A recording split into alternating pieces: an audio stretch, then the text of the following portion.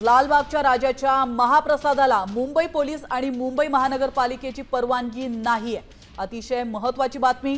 लालबागच्या राजाच्या भक्तांमध्ये प्रचंड नाराजी पसरल्याचं पाहायला मिळत आहे। गर्दी लक्षात घेता पोलिसांनी परवानगी नाकारली आहे। लालबागचा राजा आणि अंबानी कुटुंबियांकडून रोज 1 लाख भाविकांना महाप्रसाद देण्यात येणार होता। मात्र गणेशोत्सवादरम्यान लालबाग नगरीमध्ये वाढलेली गर्दी लक्षात घेता पोलिसांनी ही परवानगी नाकारली आहे।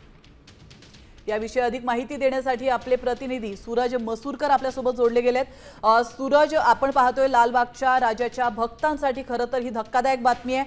का नेमका हा निर्णय घेण्यात आलेला आहे, काय अधिक माहिती मिळते? निश्चितप्रमाणे पोलिसांनी जी माहिती सांगितलेली आहे ते सुरक्षेचं कारण पोलिसांनी जे आहे ते पुढे दिलेलं आहे। जर का पाहायला गेलं तर याआधी एक युट्यूबर जी होती जिथे कुठेतरी पहलगाम आणि पाकिस्तानला माहिती पुरवण्याच्या संशयाखाली तिला अटक करण्यात आली होती।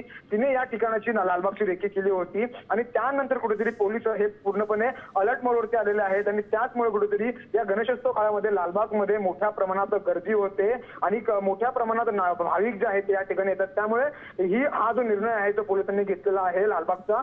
या निर्णयामुळे लालबागच्या राजाच्या भक्तांमध्ये प्रचंड नाराजी जी आहे ती दिसून येत आहे। कारण लालबागच्या राजाच्या महाप्रसादाला मुंबई पोलिसांनी महापालिकेने देखील विरोध केलेला आहे। लालबागचा राजा मंडळ आणि अंबानी कुटुंबियांकडून रोज तब्बल 1 लाख भाविकांना महाप्रसाद येणार होता।